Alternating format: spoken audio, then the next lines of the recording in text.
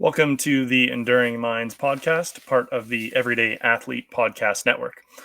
I'm one of your hosts, Evan Birch, and I'll be joined shortly by Jason Bahamundi today. Enduring Minds is where we explore the intersection of mental health and endurance sports, while breaking the silence surrounding men's mental health alongside the societal expectations and norms that discourage men from seeking help. We're here to have real, open, honest, and vulnerable conversations, creating a supportive space to share the struggles, victories, and everything in between that shapes who we are. So leave the shame, guilt, and fear at the door and join us for another episode of Enduring Minds. If you're new here, we're on our 9th episode. All previous episodes are on the Run Try Bike YouTube channel and on the Everyday Athlete Podcast Network on your favorite podcast platform, alongside 8 other incredible shows. Please subscribe, rate, review, and leave a comment, as that helps us grow the podcast and be able to tell more incredible stories. Jason, welcome to the show. Hey, dude, how are you?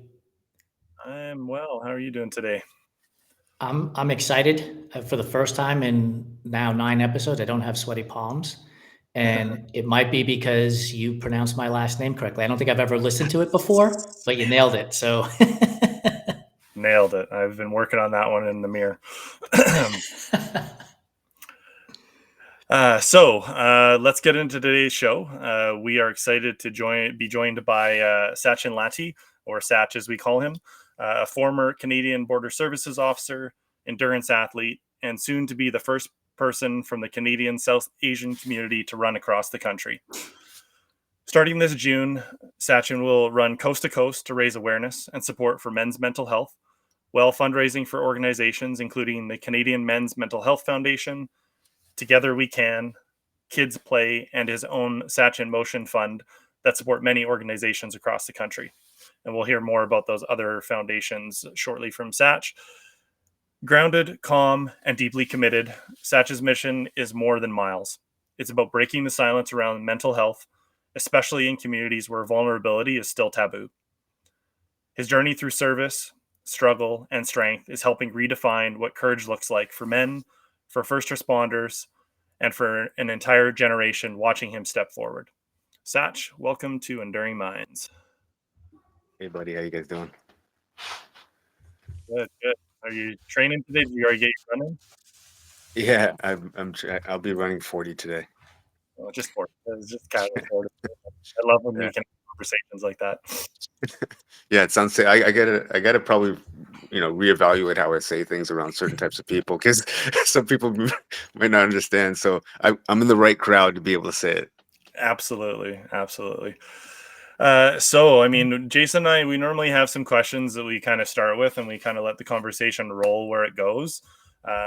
Maybe I'll just kind of start off how we first met. We met at a BC Backyard Ultra, the inaugural year, and Sach was running at the race, and I was running there as well too. And to hear you just say, like, I'm running 40K today, and then to also see the state you were in after that first backyard.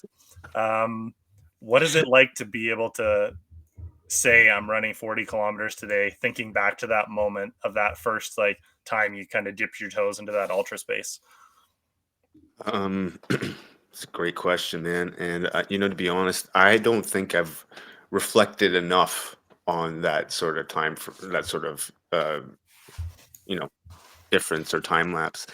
So I've been thinking about it this morning for the last 45 minutes, and it's a trip, man. I remember exactly how many kilometers I ran that day. It was 47 kilometers and about 1,500 meters of vertical gain, and I was wrecked. I was wrecked. I didn't know how to eat properly. I'd never even done a 5K race before entering that one. I hadn't, I had no clue at all what to do. And today I ran, so Sunday I ran 42 kilometers. Yesterday I ran 40, and today I'm gonna run another 40. So it's a trip, man. It's a trip to reflect on that and um, understand, or at least reflect on how much work it's been to get from where I was to where I'm here today. So I'm very grateful and very appreciative of all the people I've met over the last 3, 4 years, and to where I am here today. growth wise, going back to that day to today, and I'm not talking about the ability to run further or faster. but growth wise, from a mental aspect of I'm wrecked, this is so hard, to 42K, 40K, 40K, I can do it. Like, are there moments in this journey so far that you can pinpoint that you go, aha, that is a moment in which growth occurred? Mm. Well, I think for to recognize growth, there has to be constant reflection, and I have reflected over many, many things, and I think not as much from a physical perspective, but from the mental perspective, I've done a lot. And man, there are more. I mean, I can't pinpoint one. There have been so many. It's almost like I've been really chasing growth for the last 4 or 5 years mentally, and every single thing I do allows me to grow mentally. Everything. And I put myself in every environment that allows me to actually develop and grow mentally. So it'd be hard for me to pinpoint. I mean, like that meeting with Evan, the first time I met him, that was a growth moment for me. I'm a dude who just entered a run that was like epic, and I didn't even make it to the ultra distance point, right? Like I was just a beginner, and he did much more than I did as far as I remember. And from what I remember, in my eyes, he was an ultra marathoner, and I was just this dude. So yeah, there's been infinite numbers of moments where I've been um, so fortunate to have met people that have done so much more than I have, where I can reflect on what they've done and then take it and incorporate it in my own life. So you mentioned constant reflection, and I want to get to know you a little bit better, and I want to get to understand this option or opportunity of constant reflection. So how did you learn to do that? Because in today's world, right, it's moving so fast that most people are on to tomorrow's scenario before they've even had a moment to reflect on what's happening today, let alone what happened yesterday. How did you learn to put yourself into those scenarios where you could actually stop and reflect so that you can then go forward and grow? I think I've always kind of had that sort of capability, but I've refined it over the last 5 years. And I think it fundamentally comes down to an innate curiosity. And I'm just a curious person. And so I ask a lot of questions. And I think that's where reflection starts. So I think a lot of people aren't as curious as they should be, or um, they are curious, but don't engage that curiosity to answer the questions that they might have for themselves. They just keep moving forward. And for me, I I make it a point now. If I have a question or if I'm curious about something, I'm finding out the answer then and there. I don't skip it. And we're fortunate to live in an environment where we have the technology to be able to explore the curiosities or the questions that we have. So why not answer those questions and reflect on them whenever we have the opportunity to do so? When you talk about curiosity, most of us would be like, "Oh, I'm curious, like what it feels like to run, a half marathon, and I'm going to train for it for 6 months." Your curiosity has obviously gone, I'll say, to that like ultra extreme, whatever somebody wants to call it. I mean, I don't call it that. I call it as like me just chasing something that I like. I see a string and I pull it, and I'm like, I want to go in that direction. Now, choosing to run across Canada, like when we first met, this wasn't initially like on your mind when you, at least you weren't verbalizing it. Um, that curious nature that you have, like, how did curious of running a backyard ultra to running ultra distance to running 60 marathons in 60 days turn into a cross Canada journey that is really going to be, you've talked about the South Asian community and being the first person to attempt to run across Canada from the South Asian community, which I know is a big part of kind of your internal like drive. And race, color, creed aside, the thought of running across Canada for anybody, that's a big thing. So how did curious turn into let's go across Canada? Yeah, so I didn't verbalize it a few years ago, but it was always in my mind to do it. I probably started verbalizing it maybe a year and a bit ago. But to be full disclosure, when I first started running, before I even ran my 100K ever, it was to run across Canada. So every effort that I've had each year, that each thing that I've done each year, I've had a challenge, and each year has progressively increased my workload to be able to get to the stage. So I've been on a 5-year plan. Not very many people have known this, but I've been at it for 5 years to run across Canada, and each effort that I've done has been a training block for me to be able to improve myself. Now, the curiosity piece to that, um, why Canada? And to be honest, I'm not sure where it came from, man. I was in such a dark spot 5 years ago, and I was basically in the hurt locker mentally, and I needed something to kind of sink my teeth into and to stay focused and to do something for other people rather than thinking about how messed up my life was. And I live in Canada, man. It's built into the fabric of our country of doing things for other people by running across the country.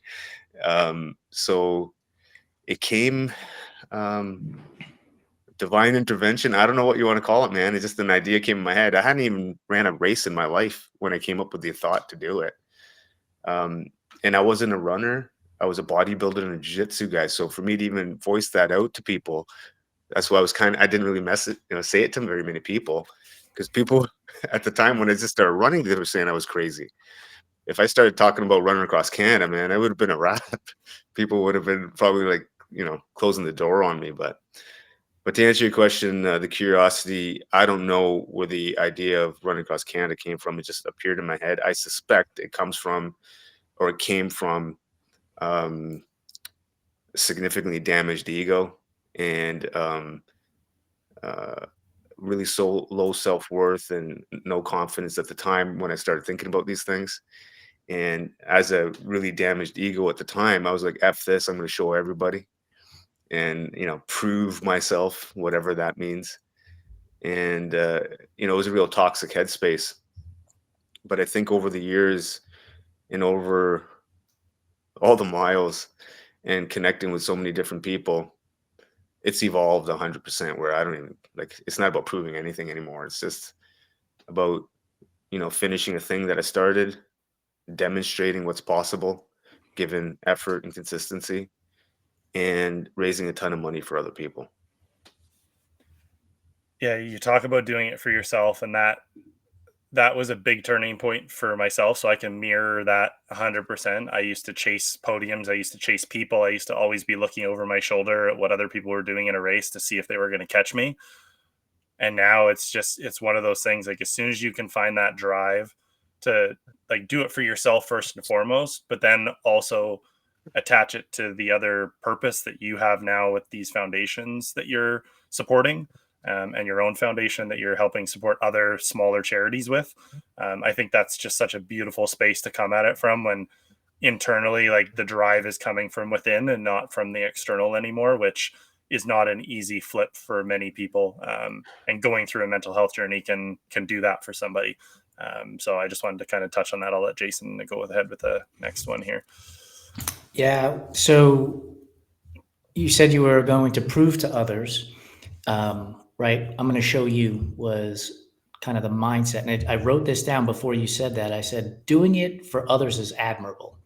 But that statement of I'm going to show you means you're doing it for yourself. So while you're doing it for others and helping others, what are you personally getting out of it? Is it still a moment of I want to prove to you that I can do this, and still going back to that dark place and pulling yourself out? Yeah, I think for me, I've kind of moved away from that dark place. I realized it was kind of toxic, man, and I could have probably held on to that and kept moving with that energy, but I think it would have been very one-dimensional, and it would have been a challenge for me to connect with people in the right way. Because for me, I don't look at myself as a runner, man. I don't look at myself as an ultra endurance athlete. I don't look at any of those things. I just become whatever I need to become to be able to execute against the goal. And for me, the goal is to run across Canada and help as many people as possible through that platform. And if that means it turns me into an ultra endurance athlete, okay, cool. Um, I'll turn into one. And after I'm done the run across Canada, maybe I want to do something else and I'll turn into something else. But from that perspective, I think now it's turned into more of like, I want to see what I'm capable of. I want to see if I can do the thing. Um, and it's more of a cleaner perspective, or a more pure or righteous direction, I think, rather than look at me and I can do this. I'm going to show you. Man, the reality is, if I were to think that way, I've already proved enough, man. Like, you know, what I mean, honestly, man, if I told you or explained to you some of the things I've had to go through, or not, no, let me rephrase that. Some of the things I've put myself through to be able to come out the other end, you'd be like, how did you even do it, man? Like, so for me, it's like, you know, I've haven't been employed for about 2 years. I haven't received an income for 2 years. Um, Yet I'm still training like a full-time athlete, and trying to raise as much money and awareness for other people. So, you know, and basically in 3 years, I've run over 16,000 kilometers and raised over $80,000 for charity.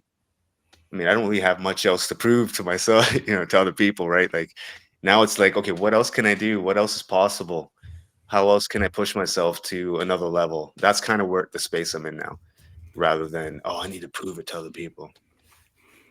It's interesting because I had a heart to heart with my sister this morning. I wasn't expecting to have two episodes of Enduring Minds, but I had one with my sister this morning about some family stuff. And one of the things I said to her was, what are you doing for yourself? Like, and when I asked that question of her, I followed up with, it's going to sound selfish that you need to answer that question of what are you doing for yourself? Because you're worried about what other people perceive of you, and you get into this whole idea of selfishness. But for you, it is the same thing, right? Like, if I'm out there doing stuff for myself to grow, to get better, to enhance my health, to enhance my mental health, outside perception might be, why are you so selfish? Why are you only focusing on yourself? My thought process is, in order for me to help you, I have to be in a position to do that, which means taking care of myself. Is that a mindset that you also have, which is, look, I need to take care of my house, clean up my messes, go through my traumas so that I can be there for you? And part of that is running across Canada and providing an opportunity to raise funds for some of these local charities and smaller charities. Yeah, I mean,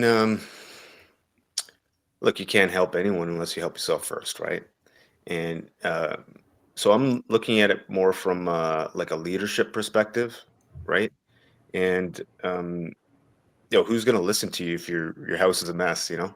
And who's gonna appreciate what you have to say or what you're trying to do if you can't take care of your own business? So for me, it's more of like, and so so I'm starting small, right? So I'm not even looking at the grand scheme or scale. I can just look at my daughter, right? Like, was divorced. My daughter was 2. She'll be 8 in another couple weeks here. So it's been 6 years since the divorce, ish, in and around there. And I wasn't a good dad at that time. Like, I wasn't my best self, you know, and I wasn't a great husband either. Probably a pretty crappy one. Not probably. I was a crappy one. And so now, if I just look at from my direct contacts around me, I bet you could even ask my ex-wife or my ex mother-in-law. Okay, who was he then? Who is he now? They might say some positive things. They might. They might say some positive things. Um, but my daughter is absolutely gonna recognize the difference from who I was to who I am today. I have way more patience, more time for her, more compassion. Our relationship is so much better than it was, and that's all because I was working on myself, trying to manage and sort out the things that I needed to sort out first. So now I'm in a position, you know, I don't try to tell people anything anymore. I used to be that guy who'd be like, hey, man, you should do this, you should do that. And what I recognized was people didn't want to hear it. And so what I try to do now is just, okay, put myself in order, do my best, do what I can do. And if people want to ask me a question and see how I'm doing things, then cool, I'll share it. And I think it means a lot more if you're leading by example rather than just chirping all day, I'm glad you brought up your daughter, Satch, because I have two girls as well, 7 and 10. So they grew up through my own healing journey as well too. And there was many times, and I'm curious if you relate to this as well, that there was a significant amount of time that I feel like I lost with them in a very big way. Um, whether because I wasn't present or because I wasn't emotionally evolved enough to be able to be there for them in the way that they needed me. And that wore on me a lot. So I don't know if you can relate to that aspect of it in that kind of beginning healing journey, or even before you started healing, you kind of look back on it now. You're like, man, like, why was I yelling at that instant? Like, what am I teaching them?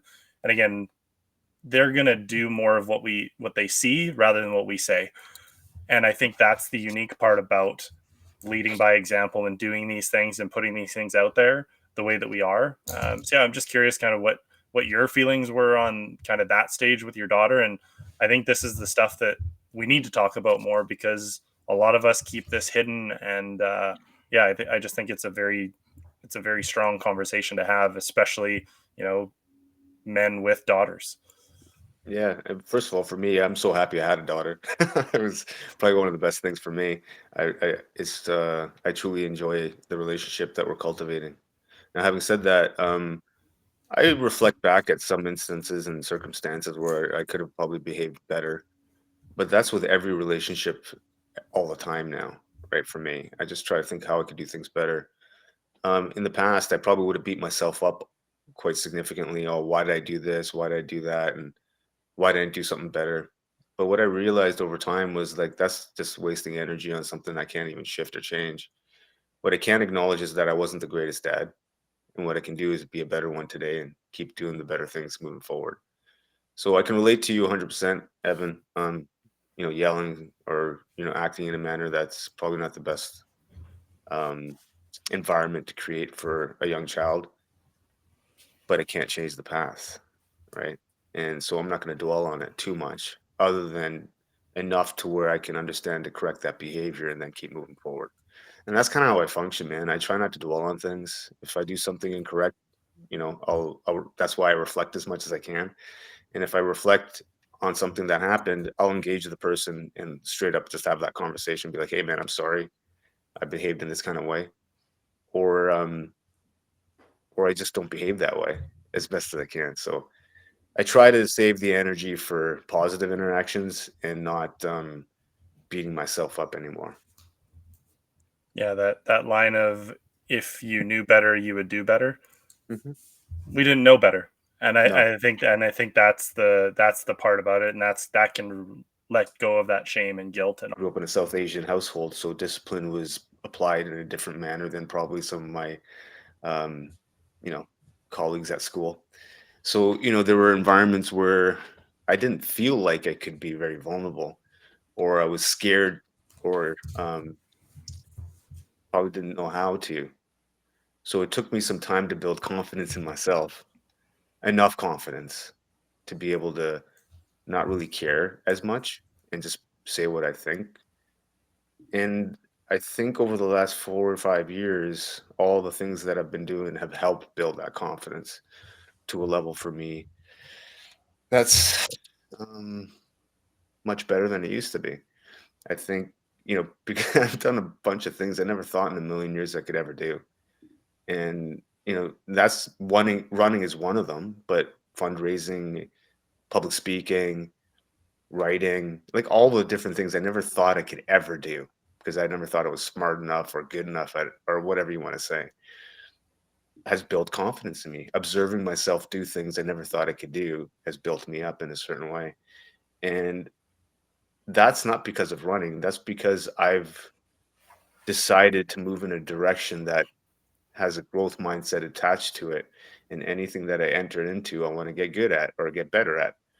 And so that allows me to, and that curiosity piece also allows it too. So if I'm curious about something, I'm going to go towards it and engage it. So all these different things are elements to what helped build that confidence. And to your point at the beginning of this question was, men aren't as vulnerable, and we shouldn't do this, or who shouldn't do that. And I wrote down next to me as you were saying that, who are these guys who are saying that you can't be vulnerable? What kind of guys are they? Well, I don't think I was a guy who would make fun of people if they were being vulnerable, but I probably kept my mouth shut. And now, who are the people who are chirping at people? They're usually people who can't and don't do much with their lives. And I am quite polite on this podcast right now, and most podcasts I'm on, I'm pretty cordial and polite, but I can be a savage, and I've been known to be one. So if someone were to say to me, "Oh, you're being weak," or "You're this or that because you're vulnerable," I'm just like, "Cool, bro. Like, I mean, I know how to fight. I know how to do this. I know how to do that." I would argue I'm your. You could call me like your. I guess your quintessential or typical kind of alpha type of male, right? Like based on sort of criteria that you might want to put down. And I think it's incumbent upon people like me to be vulnerable, to show that, hey man, it's all good, man. I don't care what that dude says over there. And if he's got an issue, we can have a conversation, or we can step outside. Either way, we can handle it. So that's kind of my perspective on it. Yeah, Jason and I had this conversation, I think, on one of our in-between episodes, back and forth that Jason and I do without the guests. And we were talking about the people that you would come across that, again, in that vulnerability space, that most of the time the people that are nervous to be around it or talk about it are the ones that are, not ready to talk about it themselves and what they went through. And then the people that are chirping are the ones that can't meet it within themselves and would rather push against it like very hard. And the way that they do that is to bring other people into their belief system. And I think that's like a really slippery slope of, and understanding everybody's entitled to their own opinion in that, and to not get too caught up in it. Um, but I heard you say build confidence probably 6 times in that last little bit. And I love it because the quote that I always like to throw around that I use a lot is, you don't find confidence, you build it. It's not something that can be found. It's something that is built through action, and all of those actions and stacking bricks and doing all of these things that you're doing. I think is like, again, that's how you get that confidence. Cause I was same thing. I was a very like timid teenager. I'd be that chameleon that would adapt to everybody else because I didn't want to be the kid being shoved in the locker. Yeah. I No, would be the yeah, one, I can relate to that. right? Like I would just be like, you know what, hockey guys. I'm like, okay, I can get around. As long as I'm friends with you, like I won't be the one in the locker. Which again, like it's not. It's kind of like this way of like hiding yourself in small ways for a very long period of time as a kid. And I'm sure I did that as an adult, and that's why I moved into maybe a service job and other things.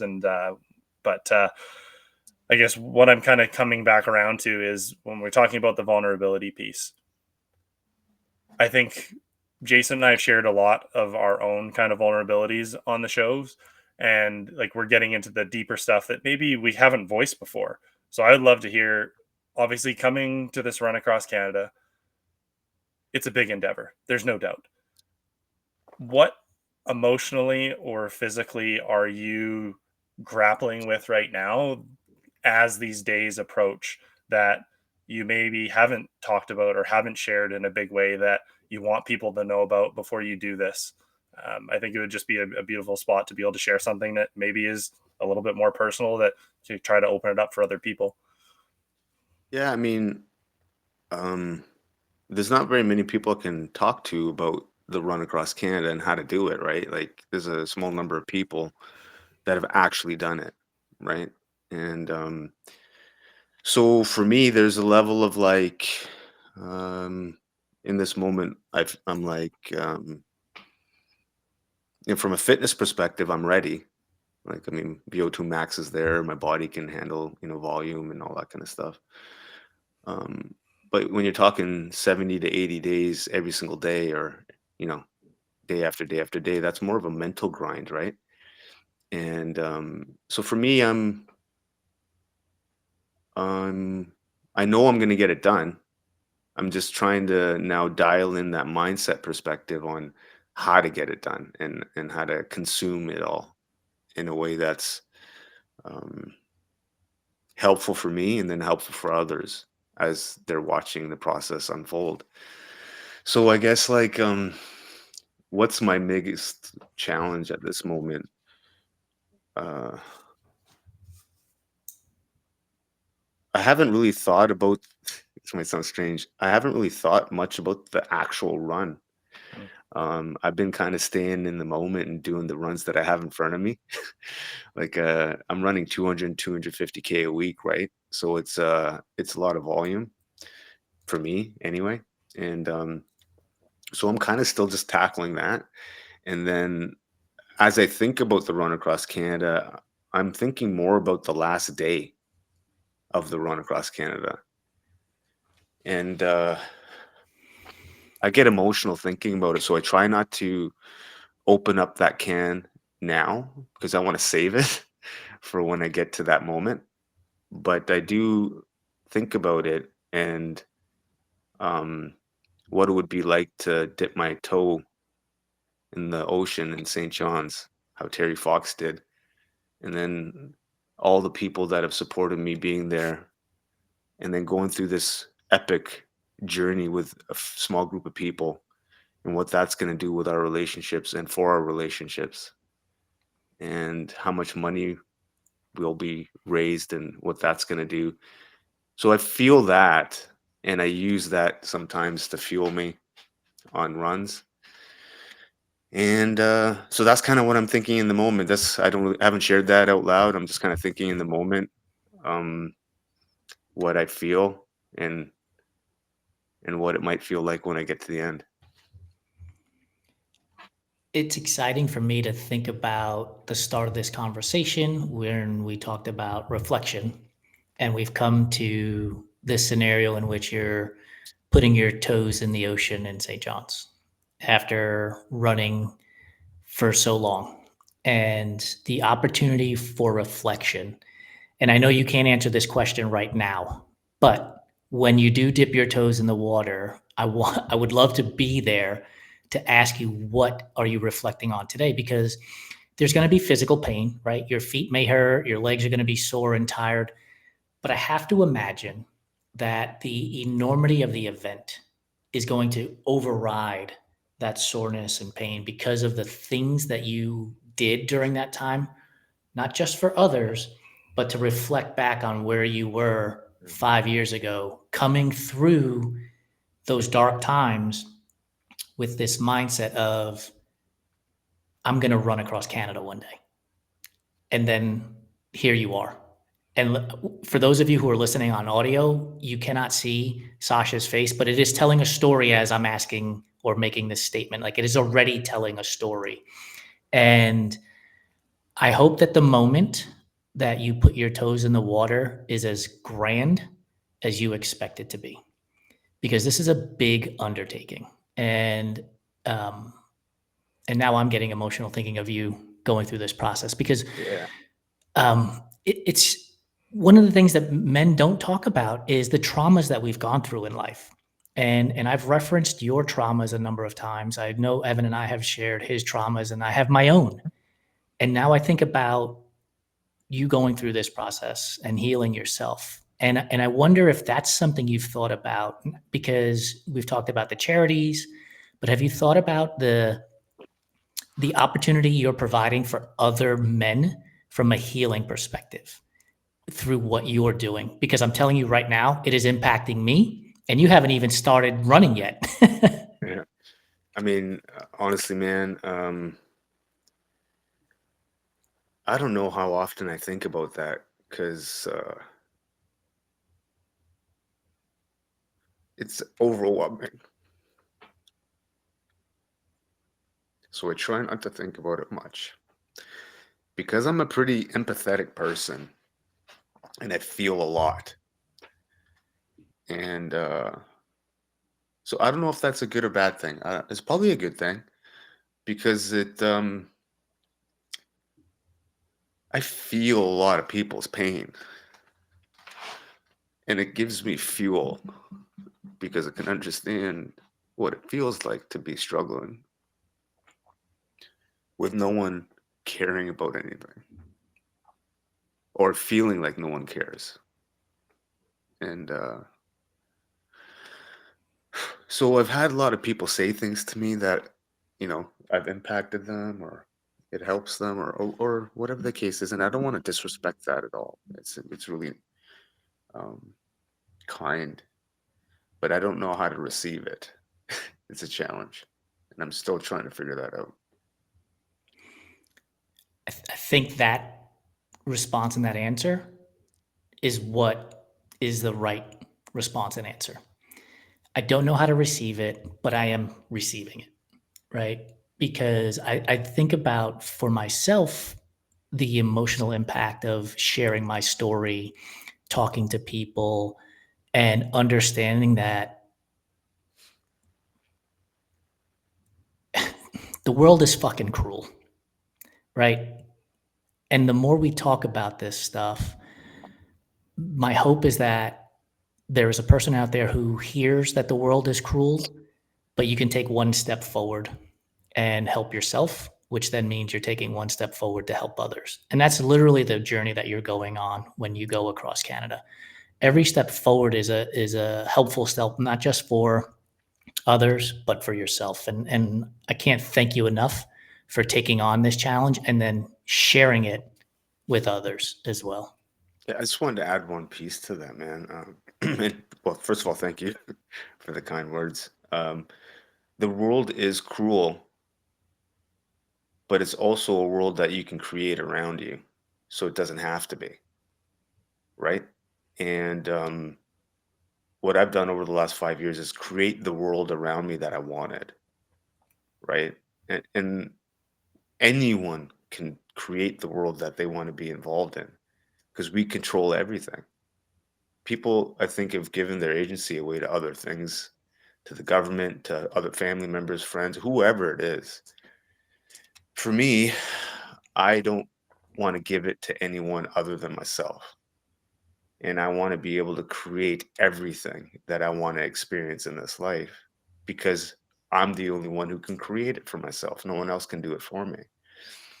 So if I want to live in a world that isn't cruel and harsh, I can create an environment around for myself that maybe has elements of it, but also has a lot of love, compassion, and friendship and joy and all the other things. And now it's more of a balanced world because I don't want to get rid of the cruelty because without the cruelty, we can't understand what the goodness is, right?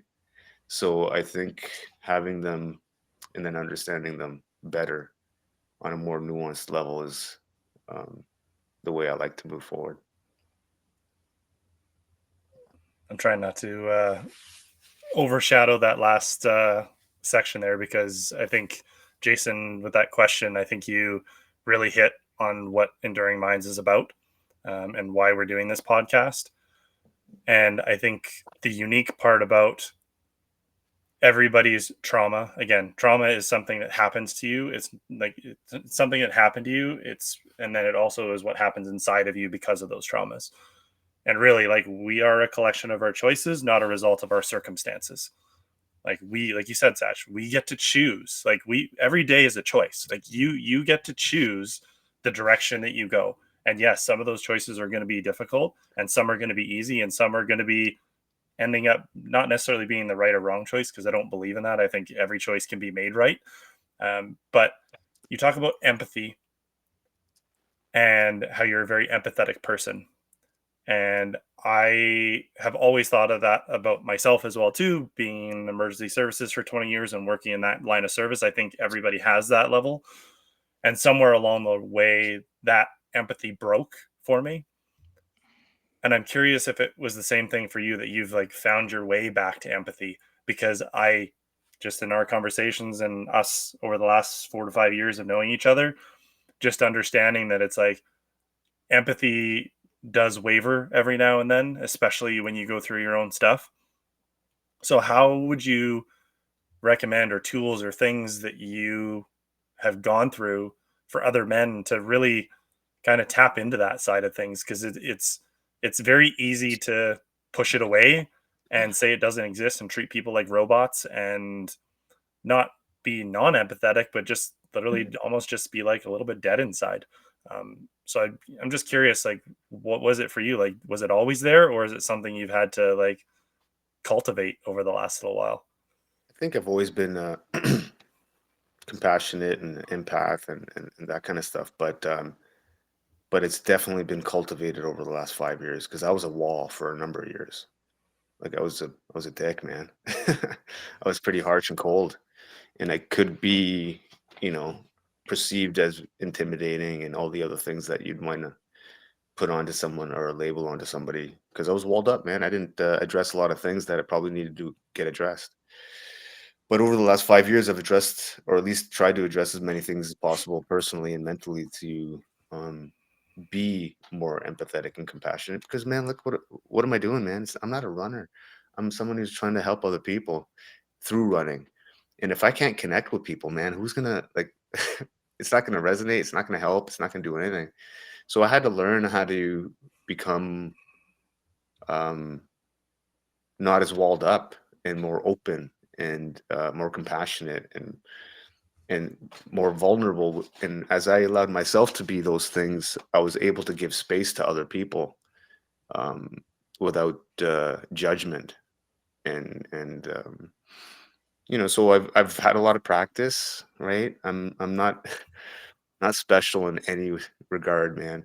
I'm just stubborn, consistent, and I work my butt off. And over the last 3, 4 years, primarily over the last 3 years, I've been super hyper focused on trying to get better at communicating with people and connecting with people face to face in person because I've traveled the country, right? Like I've traveled all over Canada, engaging with, just different races or different speaking engagements or different whatever. And through those experiences, man, um, it's impossible not to be compassionate and empathetic, man, because you're hearing so many different stories, man. Like it's like, how do you not like I'm like just the suit like I've met so many people who've inflicted self-harm on themselves and had conversation with them and what happened through their experiences, and then just various different people, man. It's almost impossible if you've gone on the journey that I've been on to not um appreciate the honor and respect the people given me by sharing those things. Like just this morning, I got a direct message on my Instagram from someone I have no clue who it was or is. I posted a reel a few days ago, just kind of giving statistics of some of the mental health crises and some of the issues that people are dealing with. And this person messaged me saying that their child at the age of 33 committed suicide last year and kind of shared her story and was a firefighter. And I get messages like that all day, like frequently, man. And I don't want to be disrespectful, so I have to figure out how to properly engage those things. And if I'm walled up, I can't. So I have to be open. And um, it takes a lot of energy to do that sometimes, right? Because it's especially when you care a lot. It's so like for me, if I read those messages and if I stay looking at that message, man, I could really get upset and sad. So sometimes I have to put a cap on it and keep doing the thing. But having said that, I'm I like to feel it sometimes too, and experience that because I think it keeps me honest. It keeps me on task. It keeps me moving in the direction I need to. It reminds me why I'm doing everything that I'm doing, and that's that, man. We're running out of time, so we're going to jump into a section of our podcast that we call Misogi. But before we do that, I just want to commend you for recognizing that sometimes you need to tap the pause button and gather yourself before you can move forward. Because I think if we go back to this idea of constantly moving forward, eventually we will burn ourselves out and not be able to help others. So kudos and cheers to you for recognizing when you need those moments and hitting the pause button to allow a resetting, shall we say, and then being able to move forward. Thanks, man. So like I said, we call this segment of our show the Stop, Start, Continue, and it's based on the Japanese tradition of misogi. At its core, misogi is about transformation, shedding old habits, beliefs, and ideas, embracing and letting in a new and more powerful version of yourself while letting go and surrendering in order to grow. And we're going to invite our community members who show up on the show to engage in this concept. So we're going to present to you Stop, Start, Continue, and would love to hear your thoughts on it. So for the stop component, if you had to choose one mental or emotional habit you want to leave behind this year, what would it be and why? Can you give me a bit more information on what we're looking at here? Because like I don't know where to even start. Yeah, and it's a complicated question that's presented in a very simple format. So Right. the thing is, so what I would like to stop for myself is the comparison game. Always looking back and saying, well, if Sasha's doing this, I should be as well, instead of looking at myself and saying, this is the thing that I want to do. Hmm. Well, I guess for me, one of the things that really helped me was stopping beating myself up for things that were um, in my control or even out of my control, right? And I think, I was speaking to a friend of mine a few years ago who gave me some advice that helped me, and I started using it, and it was very helpful. So for me, it was like, if I did something or said something or acted in a manner that I didn't really like, I'd beat myself up. And it would probably take a few days. I'd ruminate over it. And this friend of mine was like, "Hey, man, that's cool. Like you did something wrong, or you feel like you did something wrong. Objectively look at what that thing is and take a note of it. Say how you're going to do it better next time, and keep moving forward." So that's kind of what I do now. If I say or do something that I could have probably done better at, that's why I reflect every single day, so I can reflect on those things and then objectively look at that scenario, think how I could have done it better, and then carry on. I hope people listening to this understand that it's a work in progress, because you said some of the things you stopped doing, but your answer indicates that you're still working at it. And I think that that's the beauty of who we are as humans, is that we are works in progress. So for the start component, if you were to commit to a radical mental shift this year that would force you to grow in new ways, what would it be and why? Chase adversity. Whatever it is, it doesn't have to be a run. It doesn't have to be anything physical. Whatever that thing is that's hard, just do it. And that could be having that conversation you don't want to have with somebody, or reading a book that's super challenging, that's going to get you to question yourself, whatever it is. And for me, that's been the critical piece in my sort of development, is always chasing adversity in whichever space that is, because it allows you to grow and it allows you to get better at something and learn and whatever, right? So the only reason I've gotten to where I am today, well, not the only reason, that's not fair. One of the reasons I've gotten to where I am today is because I've chased adversity in every aspect. So if there's something that's happening, and let's say, I don't know, it's a random thing. If someone says, "Hey, we should do this thing," and my natural instinct is to say no. Actually, here's a good example. Okay, the marathon on Sunday. I did the Vancouver Marathon on Sunday. My manager um, messaged me on a Friday, so 2 days before the marathon. We hadn't registered for it, nothing. It's about 30,000 people attendance, the biggest one in Vancouver. And he's like, "Hey, man, you want to do the marathon?" And right off the top of my head, I messaged back, "No, I don't want to do it." And I left it at that. I was like, "F that, man. No." Because I didn't want to be around 30,000 people.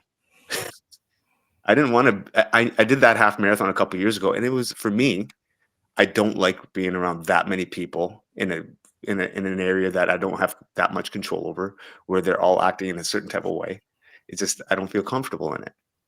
And but then I thought about it. I was like, oh, because I don't want to do it, so I probably should do it. So we ended up figuring it out, and then the experience was great, man.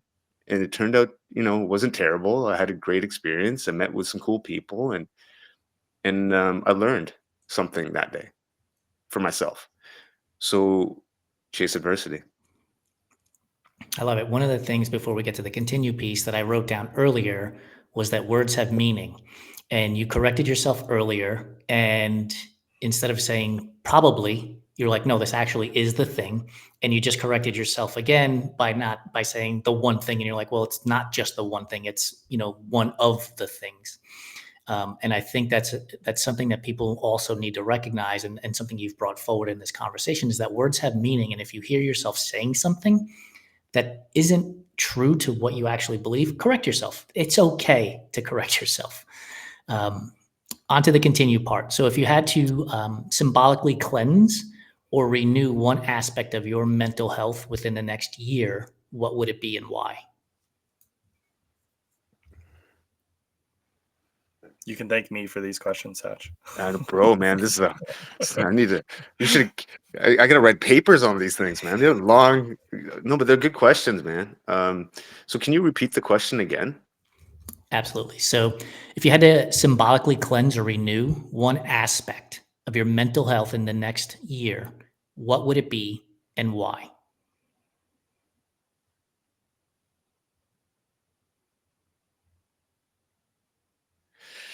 Well, it keeps popping into my head, so I'll just say it, not caring what others think. Right. I mean, I'm decent at it. I could always get better at it. I was terrible at it a few years ago. Always, kind of comparing myself to others. So I'd like to renew that and cleanse myself a bit more. It's interesting because that was the thing that I would have stopped doing, right? And I think that's the beauty of these conversations. And it shows that different people from different walks of life, living in different areas, having gone through different things, can perceive things differently. We don't need to all be doing the same thing over and over and over again. And I've written about this a lot on my LinkedIn platform, and just recently on my Substack, I wrote, revolutionary or traditionalist. And it came from watching La La Land this past weekend, where John Legend's character says to Ryan Gosling's character, how can you be a revolutionary if you're always in a traditionalist mindset? And I took that to mean, how could I run my business? How can I be myself if I'm continuously comparing myself to somebody else and copy pasting, shall we say, the things that they're doing? And so it's just interesting to me to be able to sit here and hear your perspective on it. I've been talking to Evan for a number of months on a deeper level than just, hey, how many miles did you run today?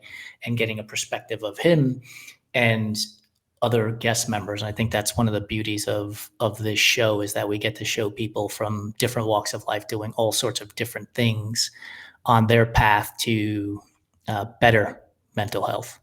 And I suspect probably there's a short list of the similar answers that probably everyone has. I think there's probably a lot of similarity amongst people, rather than how different we are as we think from a mental health perspective.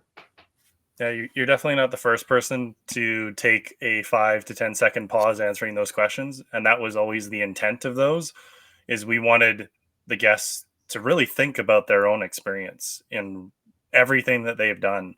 And that was kind of the impetus of it, is to like really have you like have a deep thought. And like you showed us that it's like, yeah, you're going to have those deep thoughts, but that comparison of everybody else and similar answers, it just shows us that we're all not alone in this. Like, we're all feeling the exact same thing all the time.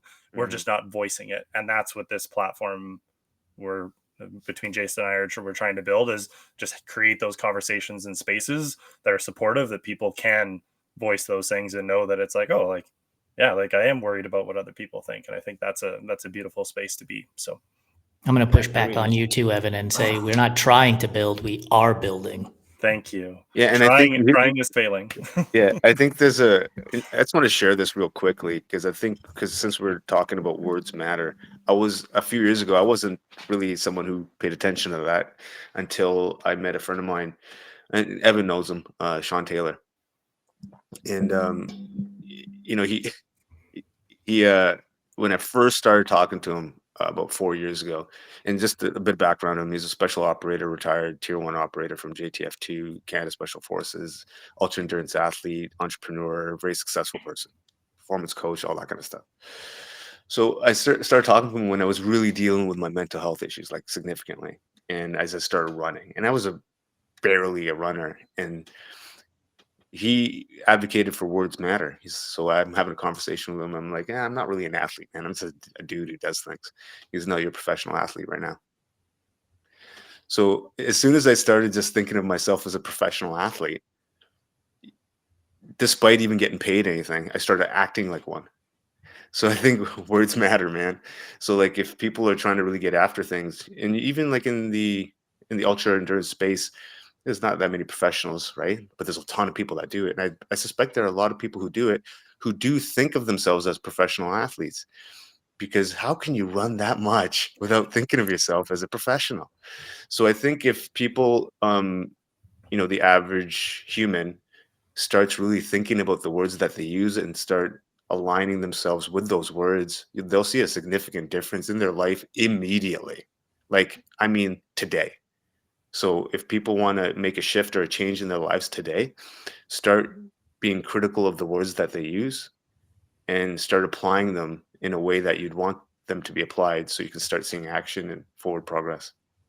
Yeah. You absolutely have to imagine yourself being the thing before you are.